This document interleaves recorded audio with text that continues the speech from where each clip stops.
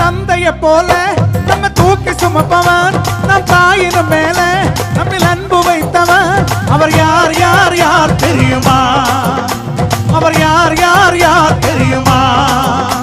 ஒரு தந்தைய போல நம்ம தூக்கி சுமப்பவன், நம் தாயினும் மேல நம்மில் அன்பு வைத்தவன். அவர் யார் யார் யார் தெரியுமா? அவர் யார் யார் யார் தெரியுமா? தலையில் பிறந்தவராம், சத்திரத்தில் கிடந்தவராம், தலையில் பிறந்தவராம், சத்திரத்தில் கிடந்தவராம், பாவிகளை மன்னிக்க வந்தவராம். அவர் யார் யார் யார் தெரியுமா? அவர் யார் யார் யார் தெரியுமா? ஒரு தந்தைய போல